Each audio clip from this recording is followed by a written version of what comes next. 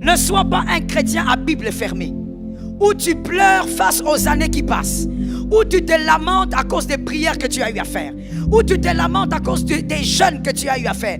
Tout cela entre dans le compte de tes enfants. Ça te localise. Tu n'as rien perdu, ça entre dans le compte.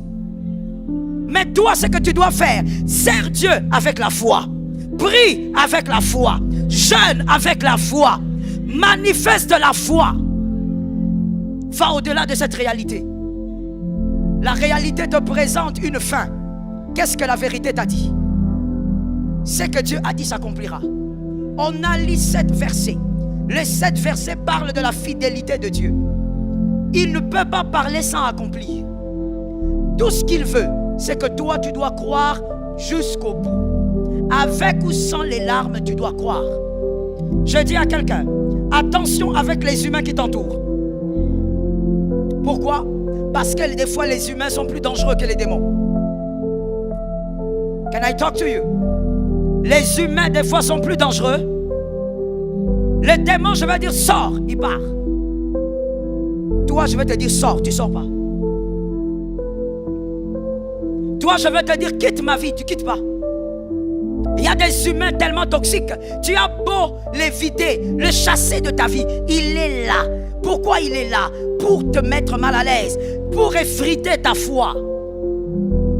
Est-ce que quelqu'un m'entend bien? Il faudrait que tu aies la foi de croire qu'au-delà de ça, il y a une puissance. Une fois j'ai prêché, c'était toujours en Côte d'Ivoire. Je crois que ce témoignage-là est aussi en ligne. J'ai prêché à une soirée. Pendant que je prêchais, une sœur a été saisie par l'onction et la délivrance a commencé. Et à la fin, elle est allée parler au service d'accueil. Elle a dit qu'elle recevait Jésus. Elle a décidé de recevoir Jésus et d'abandonner les rites du python parce qu'elle était dans une sorcellerie, dans une magie où il servait le python. Elle était comme l'épouse de ce python. Et elle a dit, je vais abandonner ces choses. Je veux recevoir Jésus. Le dernier jour, on a prié pour elle. Et quand j'ai regardé la fille, je lui ai dit, tout ce que le serpent dira après, il est un menteur. Elle m'a dit, des fois, j'ai l'impression d'écouter. Il me dit qu'il va me tuer. Je lui dis, la vie et la mort sont entre les mains de Dieu. Je dis à une âme, ce que Dieu veut faire avec toi, il le fera. Cette saison ne doit pas passer. Dis à 3 personnes, je crois et je crois fermement. Aide-moi à dire à 3 personnes. 2 Corinthiens 5,7. 2 Corinthiens 5,7 dit, nous marchons par la foi et non par la vue. Si tu marches par la vue, tu es enfant de Dieu, tu vas mourir. Tu vas faire un AVC. Tu vas mourir de crise cardiaque. Parce que tout ce que tu verras dans ta réalité, ça sera des choses que le diable va manipuler pour doter la foi que tu as. Vis par la foi. Dieu a dit, je m'épanouis, même si je n'ai rien en poche maintenant. On a dit, je m'épanouis ou je m'épanouirai. Je m'épanouis. Dieu a dit, je suis guéri, je considère que même si je sens la douleur dans le corps, je le confesse. Pourquoi? Je dois vivre par la foi. Je ne marche pas par la vue. Mon frère, fais attention avec celui qui est à tes côtés. Parce que celui qui est à tes côtés peut te surprendre dans 5 heures. Tout peut arriver. Et tout dépend de sa foi. S'il croit même dans 5 heures, quelque chose peut se poser dans sa vie. Est-ce que quelqu'un m'entend bien? Quelque chose peut démarrer dans sa vie. Je dis à une personne, n'attends pas de vivre la foi comme celle de ton frère. La chose qui alimente notre foi, parmi les plus grandes, il y a aussi l'expérience vécue. Si tu as vécu des choses avec Dieu, il y a des choses que tu ne peux pas lâcher. Est-ce que quelqu'un m'entend bien? Oui, des fois tu t'enfermes dans ta chambre, tu déprimes, tu te décourages parce qu'il y a des choses que tu n'as pas vécues avec Dieu. Si tu vis certaines choses avec Dieu, tu refuseras de croire en la réalité. Est-ce que quelqu'un m'entend bien? Tu vas décider de croire en la vérité que Dieu a cachée quelque part. Oh, we praise the name of Jesus. Une fois, c'était un culte. C'est quoi? C'était un jeudi matin. Nous prions, nous déclarons. Et à un moment donné, je vois une femme. Je dis, il y a une femme enceinte. Je donne les détails par l'esprit. Et la femme vient. Je regarde l'enfant venir, elle avance tout doucement, puisqu'elle était au-dessus. Et je regarde, je dis, dans ton ventre, il n'y a plus de bébé. Alors qu'elle était grosse comme ça. Je dis, il n'y a plus de bébé, l'enfant là est mort. Et quand elle avance, elle pleurait. Et puis elle dit au service d'accueil, effectivement, à l'hôpital, on m'a dit hier que l'enfant n'était pas en vie. J'ai dit, il y a un Dieu quelque part. Tout dépend de la foi de celui qui porte le problème. Est-ce que quelqu'un m'entend bien? Prie pour ton âme et qu'aucune réalité ne dépasse ta vérité.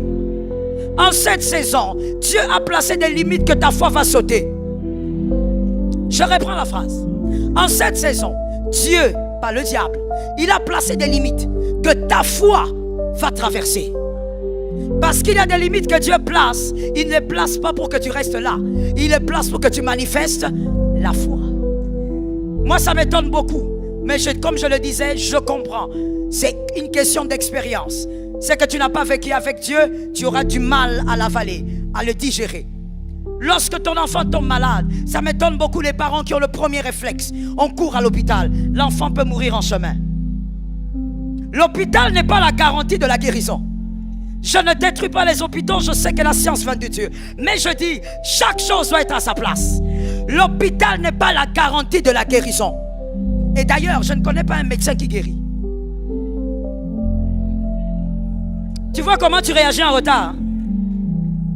Je n'en connais pas. Tu en connais, toi? Si tu en connais, il faut nous donner le nom. Nous tous, on va commencer à aller là-bas.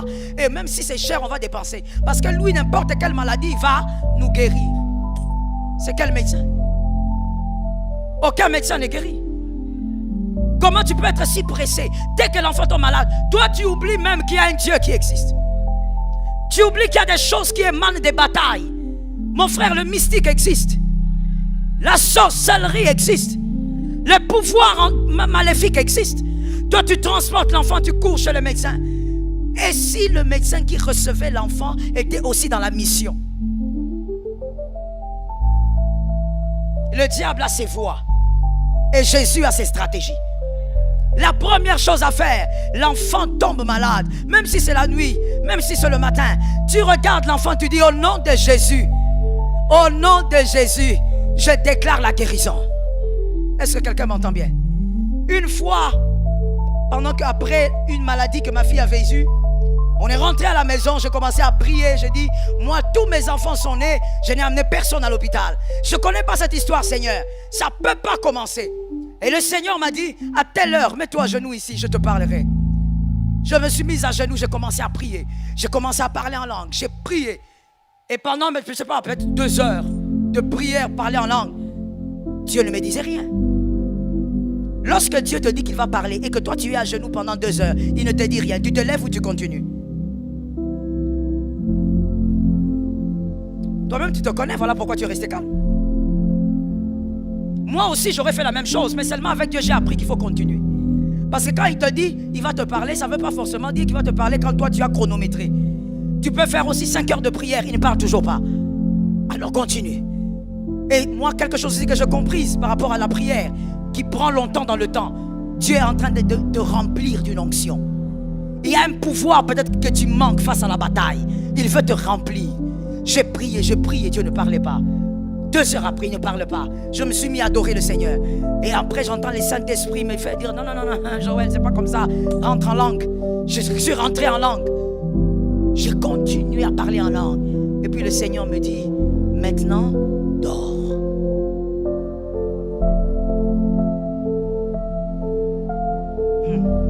After prayer, tu me demandes de dormir. Tu as dit que tu as parlé, non? Tu m'as dit de le mettre à genoux ici, tu vas? Monte au lit, dors. C'est le parler de Dieu aussi.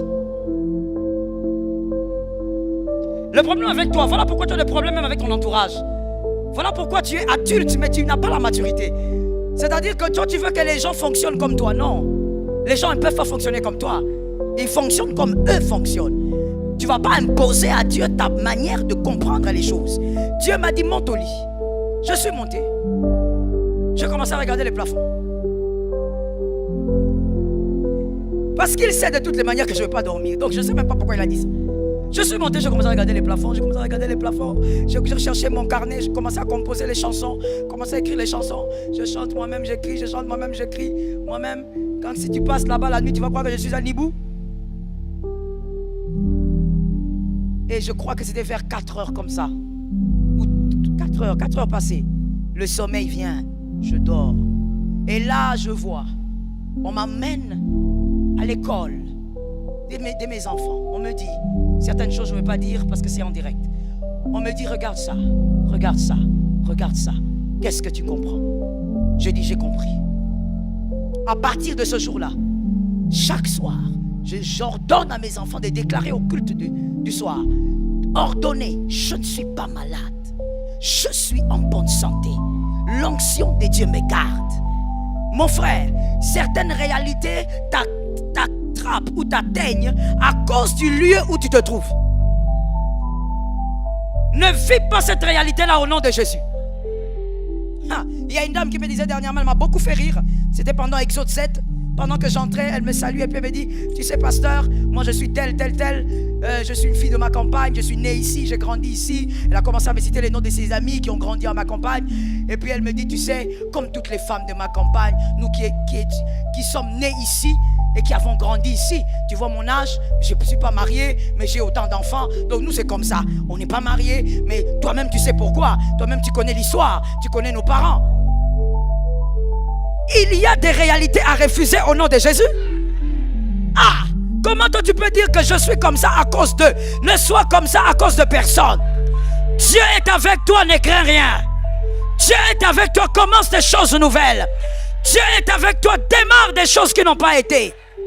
Tu n'es pas ce que ton père a décidé que tu sois. Et tu n'es même pas le résultat de ce que ton père a voulu que tu sois. Est-ce que quelqu'un m'entend? Toi, tu ne peux pas dire c'est la réalité du quartier. Ça ne te concerne pas. Vis dans ce quartier, mais vis selon la vérité. Est-ce que quelqu'un m'entend quelque part? À partir de toi, my goodness, je libère ça dans les cieux. Et comme je le dis, c'est la chose la plus difficile dans la chrétienté, c'est la foi. Je libère ça dans les cieux et je dis que tes enfants travaillent au temps convenable. Quand je dis temps convenable, c'est-à-dire le temps qui a été prévu dans leur destinée. Que tes enfants aient des compagnons au temps convenable. Que tes enfants étudient jusqu'à la fin au temps convenable. Que rien ne soit fait par rapport à toi. Que rien n'arrive par rapport à ta destinée. Et que rien n'arrive par rapport à leur passé. Assieds-toi, je termine. Si tu ne crois pas dans une saison, la parole du serpent va te rattraper. Si tu ne crois pas au-delà de la réalité, les paroles du serpent vont te rattraper. Combien de fois j'ai dit, j'ai ordonné, je suis guéri, je ne suis pas malade. Le diable vient me dire, tu joues. Qu'est-ce que tu racontes, Joël? N'est-ce pas que tu as mal? Est-ce que tu n'as pas mal? Est-ce que tu n'as pas mal? Et tu sais quand il dit ça, je dis quoi? Non, je n'ai pas mal. Non. Pourquoi? Parce que Dieu a dit je suis guéri. Il y a des choses qui ne peuvent pas arriver. Est-ce que quelqu'un m'entend bien? Il y a des choses qui ne peuvent pas s'imposer parce qu'il y a une parole, il y a une promesse. Je pose la question à quelqu'un pour terminer. Qui croit que Dieu va l'utiliser pour bénir les autres? J'ai entendu des amens, mais je ne sais pas si quelqu'un a dit oui, c'est moi ou pas. Alors on va dire ça facilement, on va faire ça facilement. Si c'est toi, tu lèves seulement ta main droite. Alors, d'une manière ou d'une autre, tu sais, parce que tu peux être par exemple médecin, mais Dieu met sur ta tête une onction pour que tu bénisses toutes les personnes que tu vas rencontrer dans ton travail. Est-ce que quelqu'un m'entend? Alors, qui croit que Dieu l'a choisi pour qu'il bénisse les hommes? D'accord. How can I explain it? Je veux que tu partes avec ça dans ton esprit et que tu l'enseignes à tes enfants si possible. Tu avais dit quoi? Tu as dit quoi? Que tu croyais? Tu croyais que Dieu va t'utiliser? Qui croit qu'il est le choix de Dieu? D'accord. Qui croit que Dieu l'a choisi pour des missions de gloire? D'accord. Maintenant, réfléchissons ensemble de manière brève et on a fini. Qui connaît la marque Mercedes? Ok. Frère, toi tu connais quoi? Peugeot? Les marques françaises, incroyable. Ah. Incroyable. Il y a l'autre là, Renault. Incroyable. Donc je disais, qui connaissait Mercedes? Nous connaissons la marque, n'est-ce pas? Alors dites-moi, entrons dans la tête de Monsieur Mercedes. Pourquoi Mercedes fabrique toujours des voitures solides?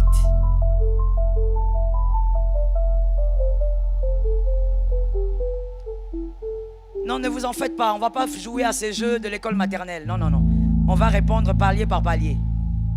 Parce qu'il y a des gens toujours qui trichent après les autres. Pourquoi Mercedes?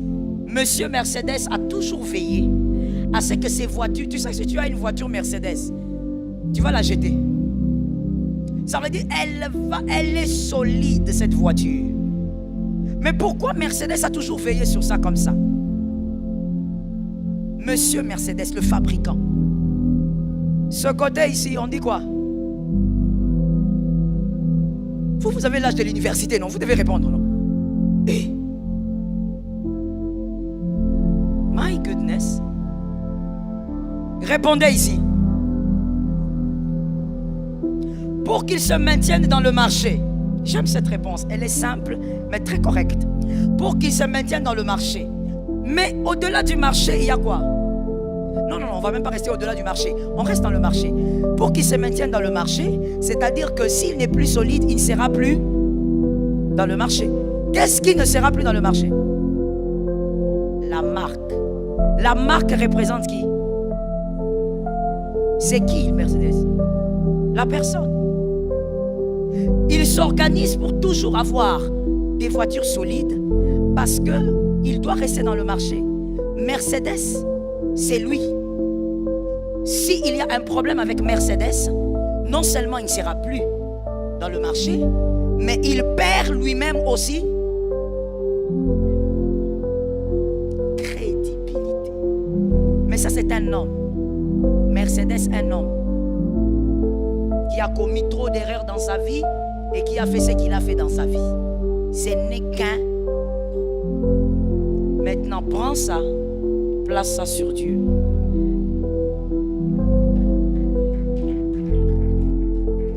Comment toi tu peux... Voilà pourquoi certaines choses, mon frère, moi je refuse ça. Je ne sais pas quelle est ta foi, mais moi certaines choses je les refuse. Par exemple, le fait d'être malade, moi je refuse ça.